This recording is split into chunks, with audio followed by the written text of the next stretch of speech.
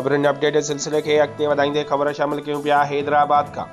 Hyderabad police कोटड़ीअ में छापो हणी कुझु ॾींहं अॻु सिविल अस्पताल हैदराबाद मां इलाज दौरान अगवा थियल मासूम ॿार खे बाज़ियाब कराए वरितो। बाज़ियाब थियल ॿार वालिद हवाले कयो वियो। ASP Hyderabad Rana Mohammad Dilawar police headquarter में प्रेस कॉन्फ्रेंस कंदे चयो त पुलिस टीम CCTV फुटेज जी मदद सां जांच करे अगवा में मुलविस औरत शहनाज बीबी ज़ाल हमज़ा उर्फ़ सोनू जे नाले सां सुञाणप करे वरिती, जेका लतीफ़ाबाद नंबर 10 जी रहवासी हुई। औरत जी गिरफ़्तारीअ लाइ पुलिस छापो हणी संदसि मुड़ुस हमज़ा उर्फ़ सोनू खे गिरफ़्तार करे वरितो, जंहिं अगवा जो एतराफ़ कंदे ॿार 1 लख रुपयनि में विकिरो खणण जो इंकशाफ कयो, जेको बे औलाद जोड़े खे विकिरो करे ॾिनो। पुलिस जवाबदार जी निशानदेहीअ ते ॿार खे बाज़ियाब कराए वरितो।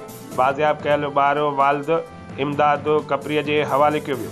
ॿार जी वालिदिन चयो त असां SSP अमजद अहमद शेख जा थोराइता आहियूं, जंहिं असांजो ॿार बाज़ियाब कराए असांखे ॾिनो आहे। पुलिस जो चवणु आहे त अगवा में मुलविस औरत शहनाज बीबीअ खे बि जल्द गिरफ़्तार कयो वेंदो।